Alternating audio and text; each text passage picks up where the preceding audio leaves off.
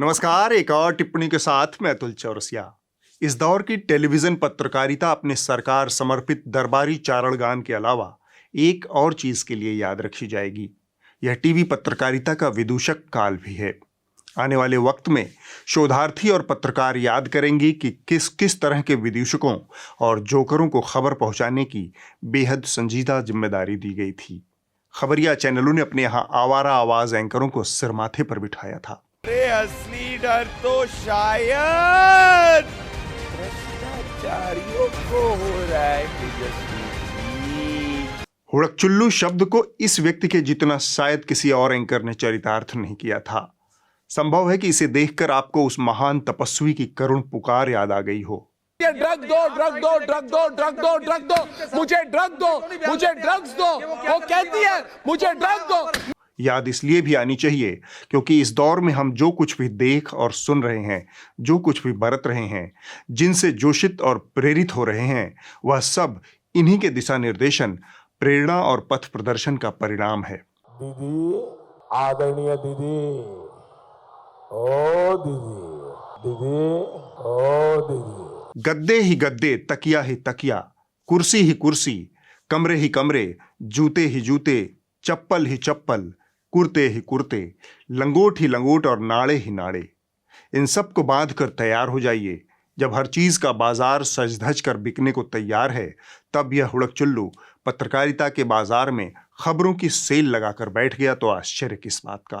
दोस्तों, आज महा छापे छापे छापे छापे छापे छापे पटना से लेकर राज्य तक एजेंसी के। बहरहाल इसके बाद इस हुड़कचुल्लू ने जो कुछ किया वह बताता है कि टेलीविजन पत्रकारिता का एक हिस्सा शर्म हया से मुक्त होकर मूर्खता के उरूज को छू चुका है। दूजा सिंगल के करीबी के वहां से कैश मिलता है। 1 करोड़ नहीं, 2 करोड़ नहीं, 3 करोड़ नहीं, 4 करोड़ नहीं, 5 करोड़ नहीं, 6 नहीं, 7 नहीं, 8 नहीं, 9 नहीं, 10 नहीं, 11 नहीं, 12 नहीं, 13 नहीं, 14 नहीं, 15 नहीं, 16 नहीं, 17। इसको देखकर आप क्या कहेंगे? पागलपन के इस दौर का कोई इलाज नहीं है क्योंकि यह पूरा दौर ही पागलपन का है। सरकारी एजेंसियों को राजनीतिक विरोधियों के पीछे खुला छोड़कर आप किसी विवेकवान मीडिया से यह अपेक्षा नहीं कर सकते कि वह बेशर्मी से सरकार का चीयरलीडर बन जाएगा। यह सिर्फ मूर्खता के उरूज पर ही संभव है। दोस्तों, आज महा छापे छापे छापे छापे छापे छापे। एक महान विद्वान ने भारत के सार्वजनिक जीवन में लगातार गिर रही मर्यादाओं, सरकारी एजेंसियों के अनर्गल इस्तेमाल पर कितना सही चिताया है। हर किसी के पीछे सीबीआई छोड़ दो। अब देखिए, इस देश के विपक्ष के कोई नेता ऐसे बाकी नहीं है जो सरकार में हो और इन्होंने इस पर सीबीआई छोड़ी ना हो। यह काम कायदे से घोघा बसंतों को करना था, लेकिन इन्होंने अपने लिए दरबारी गान की ऐतिहासिक भूमिका चुनी है। इसलिए इन विद्वान को इस संकट की तरफ हमारा और आपका ध्यान खींचना पड़ा। बहरहाल सरकारी एजेंसियों के साथ मिलकर राजनीतिक विपक्ष के साथ की जा रही बदमाशी का मामला देश की सर्वोच्च अदालत के सामने भी उठा है। लेकिन हम सर्वोच्च अदालत से जुड़ी एक दूसरी खबर पर विस्तार से बात करेंगे। लगभग 1 बरस पहले पेगासस जासूसी कांड पूरी दुनिया के सामने आया था। वॉशिंगटन पोस्ट और लंदन गार्जियन ने एक रिपोर्ट में दावा किया है कि भारत में कई प्रतिष्ठित लोगों के फोन टैप किए गए और उनके व्हाट्सएप मैसेज को हैक किया गया। इनमें केंद्र सरकार के मंत्री, सुप्रीम कोर्ट के जज भी शामिल बताए गए। पेगासस मामले का खुलासा 18 जुलाई 2021 को दुनिया भर के कुछ मीडिया संस्थानों के साझा इन्वेस्टिगेशन से संभव हुआ था। इसमें भारत की मीडिया संस्था द वायर भी शामिल था। भारत के नजरिए से देखें तो इस खुलासे में विपक्षी दलों के नेताओं, पत्रकारों, जजों और सत्ताधारी दल के नेताओं के साथ कुछ महत्वपूर्ण व्यक्तियों की जासूसी के आरोप लगे थे। उस वक्त सुप्रीम कोर्ट ने जस्टिस आर.वी. रविंद्रन की निगरानी में 3 सदस्यों की एक टेक्निकल कमेटी बनाई थी। इस कमेटी ने अपनी जांच रिपोर्ट सुप्रीम कोर्ट को सौंप दी। इसके बाद कोर्ट में जो कुछ हुआ वह इस मामले को सुलझाने की बजाय थोड़ा और उलझा गया। इस प्रकरण में अब तक जो कुछ सामने आया है उससे संकेत मिल रहा है कि सरकार की ओर से कुछ तो ऐसा है जिसकी पर्देदारी है। एक एक कर समझिए, क्योंकि इसका लेना देना आपकी और इस देश के एक एक नागरिक की निजता और सुरक्षा से है। अपनी मौखिक टिप्पणी में मुख्य न्यायाधीश एन.वी. रमन्ना ने कहा कि भारत सरकार ने टेक्निकल जांच कमेटी के साथ सहयोग नहीं किया। सॉलिसिटर जनरल तुषार मेहता को संबोधित करते हुए कोर्ट ने कहा, इस कमेटी के साथ भी सरकार का रुख वैसा ही रहा जैसा सुप्रीम कोर्ट में नजर आया था। इस तरह भारत सरकार यह बताने से साफ साफ बच रही है कि उसने पेगासस जासूसी सॉफ्टवेयर खरीदा या नहीं।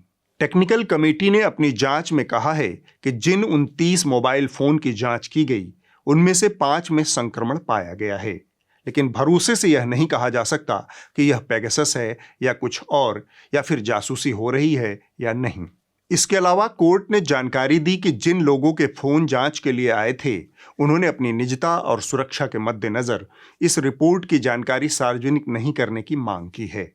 इसलिए पूरी जांच सुप्रीम कोर्ट के पास सीलबंद रहेगी, लेकिन इसके कुछ हिस्सों को जांच परख के बाद जारी किया जा सकता है। इसके अलावा जस्टिस रविंद्रन टेक्निकल जांच कमेटी की रिपोर्ट के आधार पर अपनी अलग जांच रिपोर्ट देंगे, उसे सुप्रीम कोर्ट ने सार्वजनिक करने की बात कही है। तो सरकार पेगासस जासूसी मामले में जो कुछ कर रही है उसे लेकर कहा जा सकता है कि बेखुदी बेसबब ही नहीं गालिब, कुछ तो है जिसकी पर्दादारी है। इस पूरे मसले में एक साधारण से एफिडेविट यानी शपथ पत्र से भी मामले को सुलझाया जा सकता है। अदालत सरकार से एक शपथ पत्र मांग सकती है कि क्या उसने या उसके किसी सहयोगी संस्थान ने पेगासस जासूसी सॉफ्टवेयर की खरीद की है, हाँ या ना।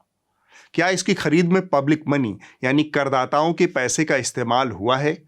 अगर हुआ है तो यह खर्च सरकार ने किस मद में दिखाया है? इन 2 साधारण सवालों के जवाब से ही सरकारी पर्देदारी की परतें खुल सकती हैं। यहां सरकार की नीयत पर बात करने का कोई मतलब नहीं, क्योंकि नीयत सुप्रीम कोर्ट के ऑब्जर्वेशन के बाद सामने आ चुकी है। पेगासस का इस्तेमाल करके गैरकानूनी ढंग से जासूसी कराए जाने के आरोप लगाने वाली 12 याचिकाएं सुप्रीम कोर्ट के सामने आई थी। इन याचिकाओं के जवाब में केंद्र सरकार ने एक लिमिटेड एफिडेविट यानी सीमित हलफनामा दाखिल किया था। उसमें आरोपों का बेहद अस्पष्ट ढंग से खंडन किया गया था। सरकार ने याचिकाओं में लगाए गए आरोपों का कोई मुद्दावार खंडन पेश नहीं किया था। अक्टूबर 2021 में कोर्ट ने जस्टिस रविंद्रन की निगरानी में टेक्निकल जांच कमेटी का निर्माण किया। सरकार के टालमटोल और भ्रामक रवैये से एक बड़ा खतरा सामने आया है। हमें अभी भी नहीं पता कि पेगासस का इस्तेमाल हो रहा है या नहीं, और हो रहा है तो किसके ऊपर हो रहा है। लगे हाथ थोड़ा सा पेगासस के बारे में भी जान लीजिए। पेगासस का निर्माण इजराइल की कंपनी एनएसओ ग्रुप ने किया है। यह बेहद उच्च दक्षता वाला जासूसी सॉफ्टवेयर है जिसे दूर दराज से ही किसी के मोबाइल फोन में सक्रिय किया जा सकता है। द वायर की रिपोर्ट के मुताबिक भारत के करीब 40 महत्वपूर्ण लोगों के फोन में इसे डाला गया था। मामला खुलने के बाद इजरायली कंपनी एनएसओ ग्रुप ने बयान जारी किया था कि वह अपना सॉफ्टवेयर सिर्फ स्टेट यानी सरकारों और उसकी चुनी हुई संस्थाओं को ही बेचता है। इस दावे के हिसाब से भी संदेह की सुई भारत सरकार की तरफ ही जाती है। 75 साल की गौरवपूर्ण यात्रा में भारत वहां पहुंच गया है जहां इसकी सरकार अपने ही नागरिकों की जासूसी के आरोप से घिरी है। इस बीच इस हफ्ते कुछ ऐसा भी हुआ जिसको लेकर अटकलें लगाई जा रही हैं कि देश में आज़ाद आवाज़ों का दायरा और सिकुड़ सकता है। पत्रकारिता की स्वतंत्र आवाज़ें और कमज़ोर हो सकती हैं। दरबारी मीडिया का प्रभाव बढ़ सकता है। ये सारी चीज़ें हो सकती हैं, होंगी या नहीं यह भविष्य की कोख में छिपा है। अडानी मीडिया समूह ने एनडीटीवी की 29.18% हिस्सेदारी खरीद ली है। इसके अलावा अडानी समूह ने खुले बाजार से एनडीटीवी की 26% और हिस्सेदारी खरीदने की घोषणा की है। अगर ऐसा होता है तो आने वाले समय में अडानी समूह के पास एनडीटीवी की 55.18% हिस्सेदारी होगी। मौजूदा समय में एनडीटीवी की सबसे ज्यादा लगभग 32% हिस्सेदारी राधिका रॉय और प्रणय रॉय के पास है। एशिया के सबसे अमीर कारोबारी गौतम अडानी अब एनडीटीवी न्यूज चैनल में 29% स्टेक के मालिक बनने जा रहे हैं, पर अभी ये एक इनडायरेक्ट स्टेक है। अडानी समूह द्वारा एनडीटीवी की हिस्सेदारी खरीदने की ताजा घटना को समझने के लिए आपको 13 साल पीछे जाना होगा। साल 2008 में विश्व प्रधान कॉमर्शियल प्राइवेट लिमिटेड यानी वीपीसीएल नामक कंपनी की स्थापना हुई। दिलचस्प बात है कि इस कंपनी के पास कोई अपनी निजी संपत्ति नहीं थी। वीपीसीएल एक शेल कंपनी थी जिसके संपर्क शेल कंपनियों के एक जाल से होते हुए रिलायंस समूह से जुड़ते थे। 2009 में आरआरपीआर होल्डिंग्स, जिसके पास एनडीटीवी की 29.18% हिस्सेदारी थी, उसने वीपीसीएल से 403 करोड़ रुपए का ब्याज मुक्त लोन लिया। 403 करोड़ के इस ब्याज मुक्त लोन का लेन देन कई शेल कंपनियों के जटिल जाल के जरिए हुआ था। सबसे पहले रिलायंस इन्वेस्टमेंट एंड होल्डिंग्स ने यह रकम शिनानो इंटरप्राइजेस को दी। शिनानो ने यह ब्याज मुक्त रकम वीपीसीएल को दी। मिनिस्ट्री ऑफ कॉरपोरेट अफेयर के दस्तावेजों के मुताबिक ये सारी कंपनियां किसी न किसी तरह रिलायंस समूह के साथ जुड़ी थीं। अंत में वीपीसीएल ने यह ब्याज मुक्त रकम आरआरपीआर होल्डिंग्स यानी एनडीटीवी को दी। लेन देन की शर्तों में यह बात शामिल थी कि 403 करोड़ रुपए की यह रकम पूरी तरह से कन्वर्टिबल वारंट है, यानी वीपीसीएल कभी भी इस रकम के बदले आरआरपीआर होल्डिंग्स की 29.18% हिस्सेदारी को ले सकता है। इस 29.18% का 99.99% तक शेयर के रूप में बदला जा सकता है। इस शर्त के बावजूद वीपीसीएल ने कभी भी इस लोन को इक्विटी में कन्वर्ट करने का प्रयास नहीं किया। ऐसा लगता है कि एनडीटीवी और वीपीसीएल या रिलायंस समूह के बीच इस बात को लेकर एक आपसी समझ थी कि लोन के रूप में यह हिस्सेदारी बनी रहेगी। एमसीए पर उपलब्ध 2021 की सूचना के मुताबिक यह 403 करोड़ रुपए का उधार एनडीटीवी के ऊपर जस का तस बना हुआ है। इसके बाद हालात में एक नाटकीय बदलाव आया। अडानी समूह ने वीपीसीएल का अधिग्रहण कर लिया। इस तरह से अडानी समूह को एनडीटीवी से 403 करोड़ रुपए का लोन वसूलने का अधिकार मिल गया। समझौते की शर्त का इस्तेमाल करते हुए अब अडानी समूह ने इस लोन को आरआरपीआर होल्डिंग्स की 29.1% इक्विटी को अपने पक्ष में कन्वर्ट करने की घोषणा की है। यह सवाल उठता है कि एनडीटीवी की मौजूदा हिस्सेदारी की स्थिति क्या है और कंपनी के प्रवर्तक मुखिया प्रणव रॉय और राधिका रॉय कहां खड़े हैं। तकनीकी तौर पर अभी भी प्रणव रॉय और उनकी पत्नी राधिका रॉय के पास कुल मिलाकर एनडीटीवी की 32.27% हिस्सेदारी है, जो कि सबसे ज्यादा है। इसके बाद अडानी समूह है जिसके पास 29.18% हिस्सेदारी आ जाएगी। लेकिन इसमें दो और महत्वपूर्ण शेयर होल्डर्स हैं जिनकी स्थिति बड़ी दिलचस्प है। 9.75% शेयर एलटीएस इन्वेस्टमेंट फंड के हैं। इस कंपनी का अडानी समूह की विभिन्न कंपनियों में निवेश है, यानी इसके संबंध किसी न किसी रूप में अडानी से हैं। इसी तरह 7.11% हिस्सेदारी 4 ऐसी कंपनियों के पास है जिन कंपनियों के निदेशक अडानी समूह से जुड़े हुए हैं। ये चारों कंपनियां हैं ड्रोलिया एजेंसीज, जीआरडी सिक्योरिटीज, आदर्श ब्रोकिंग और कन्फर्म रिबिल्ड। इसके आधार पर अगर देखा जाए तो परोक्ष और अपरोक्ष तरीके से कुल मिलाकर अडानी समूह की पकड़ फिलहाल एनडीटीवी के मूल प्रमोटर्स के मुकाबले थोड़ा ज्यादा दिखती है। इसके अलावा अडानी समूह ने खुले बाजार से एनडीटीवी के 26% और शेयर खरीदने की घोषणा भी की है।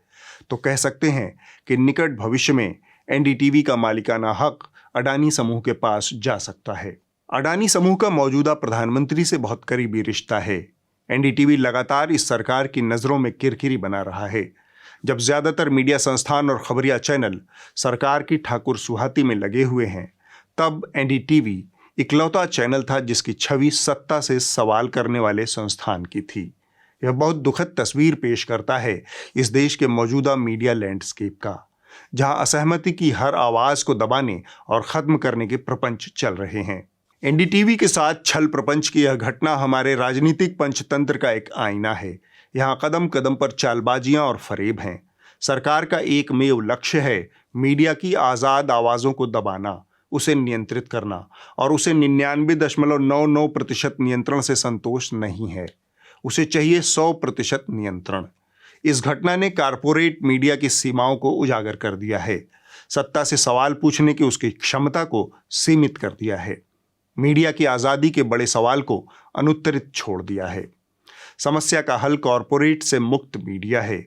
समस्या का हल सब्सक्रिप्शन आधारित मीडिया है, वह मीडिया जिसकी बागडोर आपके हाथ में हो, वरना सरकारें और कॉरपोरेट पिछले दरवाजे से सौदेबाजियां करके एनडीटीवी जैसे हालात पैदा करते रहेंगे। न्यूज़ लॉन्ड्री को सब्सक्राइब कीजिए और गर्व से कहिए, मेरे खर्च पर आज़ाद हैं खबरें। मामला थोड़ा ज्यादा गरिष्ठ हो गया हो तो यहीं थोड़ा सा आराम कर लीजिए। કાઈ માતા આપ જણાવો કેમ રસ્તા ઉપર છો આપ? આમ રસ્તા ઉપર અડીંગ જમાવીને કેમ બેઠા છો આપ?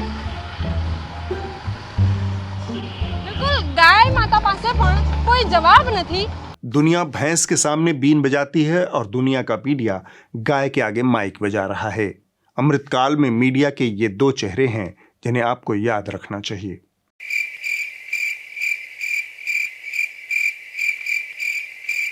अब वक्त है इस हफ्ते की रिपोर्ट का।